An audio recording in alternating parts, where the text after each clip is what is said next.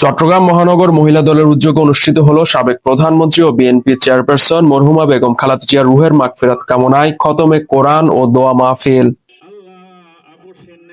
চট্টগ্রাম মহানগর মহিলা দলের সাংগঠনিক সম্পাদিকা দেওয়ান মাহমুদা আক্তার লিটার আয়োজনে এই মাহফিলে অংশ নেন দলীয় নেতাকর্মী সহ অঙ্গ ও সহযোগী সংগঠনের নেতৃবৃন্দ। অনুষ্ঠানে উপস্থিত ছিলেন মহানগর বিএনপির সদস্য সচিব নাজিমুর রহমান, চট্টগ্রাম প্রেস ক্লাবের সভাপতি জাহিদুল করিম কোচি ও বিএনপির যুগ্ম আহ্বায়ক শওকত আজম খাজা। এছাড়া উপস্থিত ছিলেন সাইফুল আলম, আখি সুলতানা, সৌরভ শাহীন, নূর সেলিম বাঙ্গালী, নার্গিস বেগম, লাভলি আক্তার ও শামিমা ইয়াসমিন।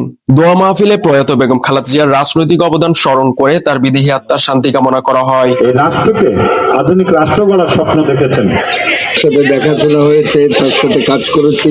বঞ্চিত মানুষের জন্য এবং এদেশের সার্বভৌমত্বের জন্য অবিচল ছিলেন। মাহফিলে বক্তারা বলেন, খালেদা জিয়া ছিলেন আপসহীন নেত্রী। রাজনৈতিক জীবনে তিনি সব সময় দেশের মানুষের কল্যাণের কথা ভেবেছেন। খালেদা জিয়া যেভাবে দেশের জন্য জীবন উৎসর্গ করেছেন তা চিরস্মরণীয় হয়ে থাকবে। আল্লাহ এতগুলি মেহমান হয়েছে, আমাদের বেগম খালেদা জিয়াকে জান্নাতের মেহমান করো। লা ইলাহা ইল্লাল্লাহু মুহাম্মাদুর রাসূল।